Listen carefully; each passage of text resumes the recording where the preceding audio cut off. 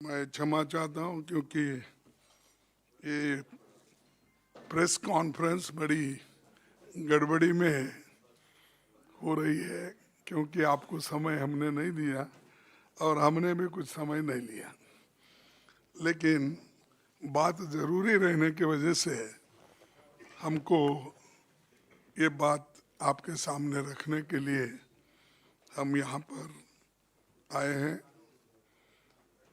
आप सभी को इसका आपको इत्तला है कि पार्लियामेंट के दोनों सदनों में क्या चल रहा है, और हम बहुत से मुद्दे पार्लियामेंट में उठाने की कोशिश किए, लेकिन हमको जिन मुद्दों पे हम उत्तर चाहते थे और उससे जनता भी संतुष्ट होती थी, लेकिन प्रधानमंत्री जी ने उन सभी प्रश्नों का उत्तर न देते हुए सिर्फ अपना चुनावी भाषण के जैसा छाती ठोक ठोक कर उन्होंने अपना भाषण दिया। ठीक है, हर एक को फ्रीडम ऑफ स्पीच है और अपने तहत बात करते हैं, लेकिन वैसी ये आज़ादी हमको पार्लियामेंट में कानून के तहत, संविधान के तहत और रूल्स ऑफ प्रोसीजर्स के तहत मिलना चाहिए। तो इसीलिए हम छोटे उद्योगपति की बात की और राजधर्म का बात किया और अडानी के कंपनियों का हमने बात किया, और जो शब्द अनपार्लियामेंट्री ने अब वॉशिंग मशीन की बात की, जो जिसमें ईडी सीबीआई जिसके ऊपर छापे पड़ते हैं, फौरन उन एमएलओ को, एमपी को, राज्यसभा मेंबर को अपनी तरफ लेके जाते हैं, तो उस वॉशिंग मशीन में डालते ही वो बहुत उज्जवल बनते हैं, क्लीन होते हैं और फिर वो साफ बनकर वहाँ पर उनके साथ जुड़ते हैं। तो ये जो 75 साल बाद मित्रकाल है, इस मित्रकाल की बात हम वहाँ पर किए, इन शब्दों को भी वहाँ पर हटाया गया। कोई अनपार्लियामेंट्री बात तो हम नहीं कही, और हमने ये बताने की कोशिश भी की कि पॉइंट ऑफ ऑर्डर के तहत रूल 238 और रूल 38A और उसी तरह जो एक्सपेंज करने के लिए 261 और 262 के तहत कुछ प्रोसीजर होते हैं, उसके तहत भी हम पूछने की कोशिश करें, लेकिन मुझे मौका नहीं मिला। और हम सिर्फ यही पूछना चाहते थे कि जो अडानी इतने बड़े घोटाले कर रहे हैं, उसकी कंपनी, उनके शेयर्स इतने गिर रहे हैं, सारी सिर्फ भारत ही नहीं परेशान, दुनिया के लोग भी परेशान हैं, खासकर भारत के गरीब लोग परेशान हैं। उसके लिए हम जॉइंट पार्लियामेंट्री कमेटी चाहते थे, और जॉइंट पार्लियामेंट्री कमेटी पूछना ये कोई गुनाह है? ऐसे शब्द भी उसमें से निकाले गए। और मेरे को और एक बड़ा क्या कहूँ, हंसना भी आता है।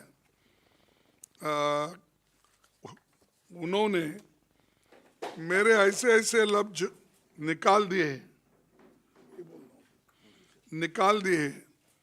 मैंने पेज नंबर 48 पे कहा था, आपकी चुप्पी साधने के वजह से और मौनी बाबा बनने की वजह से ये परिस्थिति आई है। ये मोदी साहब भी वहाँ थे, और ये मौनी बाबा का शब्द उन्होंने अनेक बार नरसिंह राव जी के खिलाफ, और मनमोहन सिंह जी के खिलाफ बोले, वो अनपार्लियामेंट्री नहीं था, वो निकाले नहीं उस वक्त, ये इसको निकालने।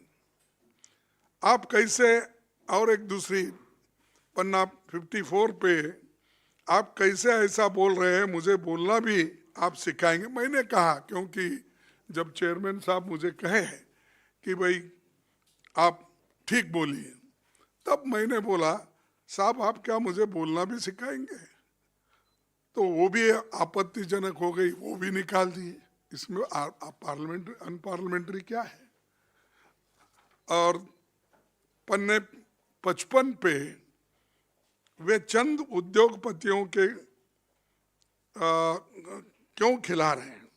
मोदी जी के एक नजदीकी दोस्त की दौलत आज वो दोस्त मेहरबान हो गए हैं, और बड़ी, यानी हमने हमारे पास जो आंकड़े थे, आंकड़ों के साथ हमने बोला कि उसकी संपत्ति पहले क्या थी, उसके बाद किस ढंग से बढ़ी, उसके बाद में आज 12-13 लाख करोड़ के मालिक कैसे बने, यह हमने वहां पर रखा। इसको भी उनकी आपत्ति थी। और हर बात को आप ऑथेंटिक करो, ऑथेंटिक।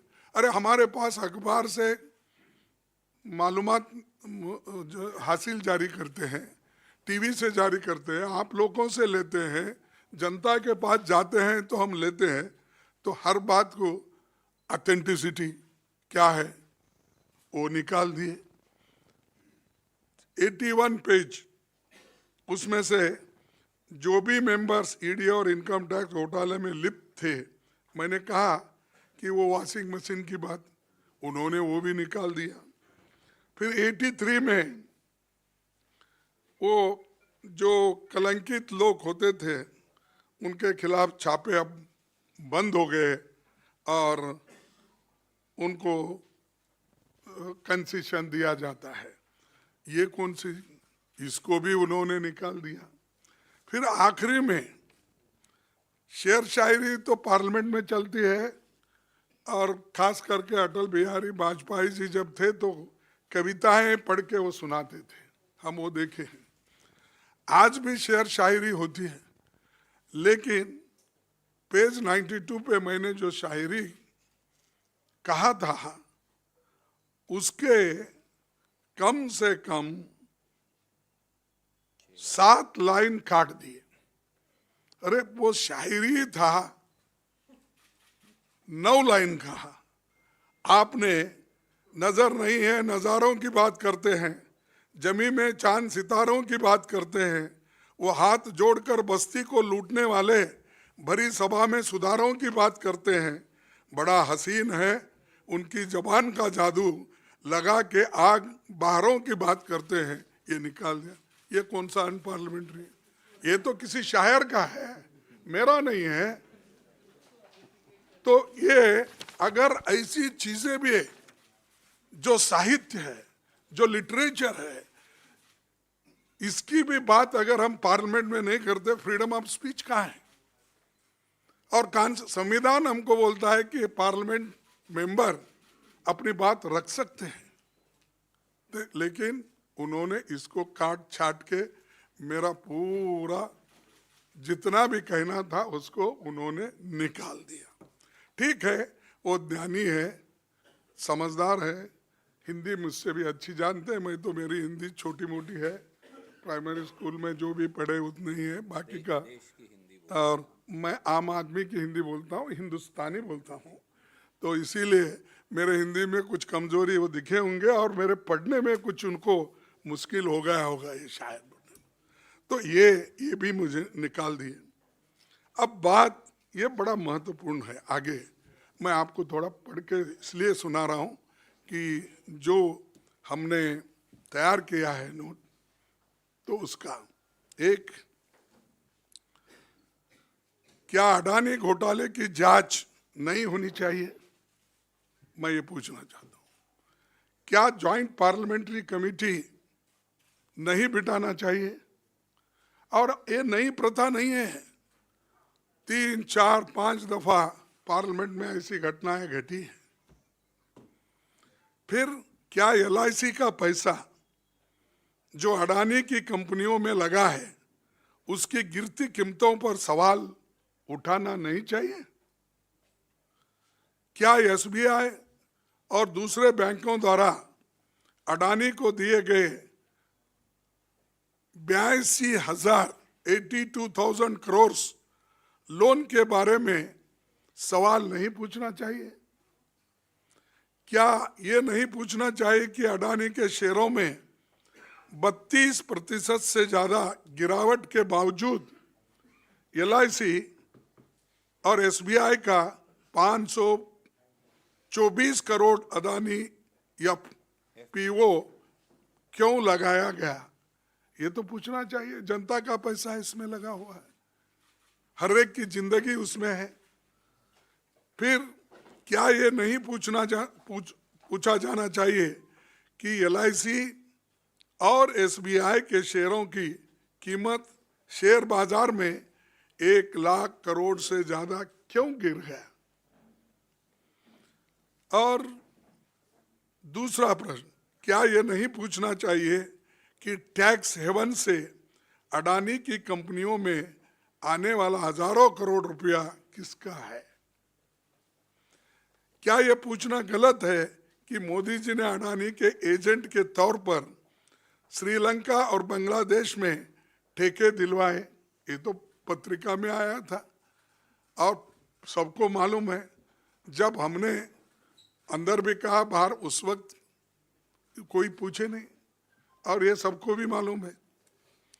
क्या यह सच है कि फ्रांस की टोटल गैस ने अडानी की कंपनी में होने वाले 50 बिलियन अमेरिकी डॉलर के निवेशन को जांच पूरी होने तक रोक दिया है?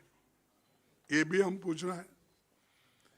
क्या दुनिया के सबसे बड़े share investor Norway sovereign fund ने 200 मिलियन अमेरिकी डॉलर के अडानी के सारे शेयर बेच दिए हैं?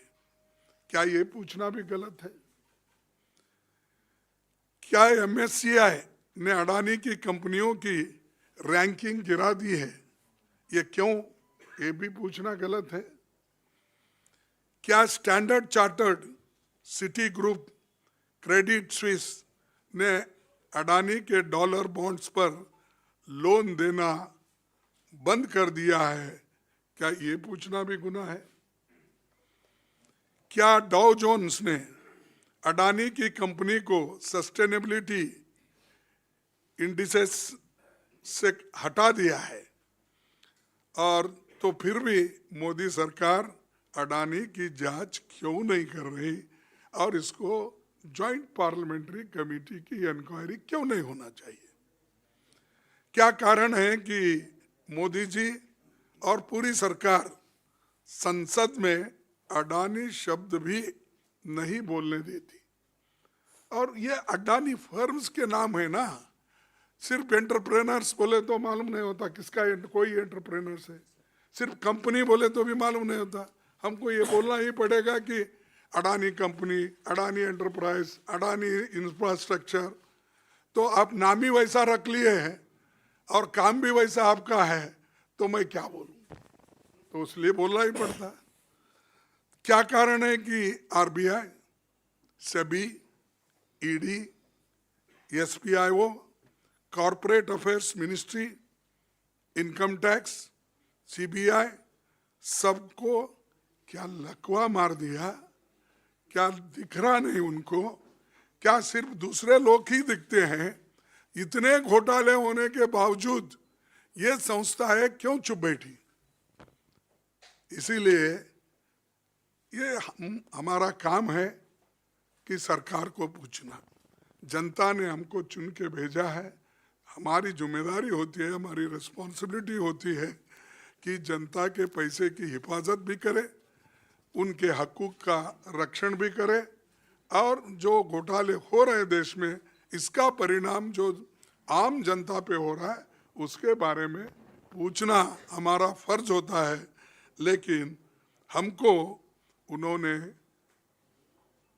वहाँ पर ना कमेटी बिठाने की कहीं सम्मति दी, या हमारे को कहने के लिए भी नहीं दिए। यहाँ तक कि जो जो सवाल हमने उठाने की कोशिश की उसको भी वहाँ पर बोलने की एक इजाज़त नहीं मिलने की वजह से हमारे लोग बहुत से वहाँ पर एजिटेट हो गए और वहाँ पर डिमांड किया कि जॉइंट पार्लियामेंट्री कमेटी बिठाओ बिठाओ बिठाओ, तो उन्होंने नहीं सुना।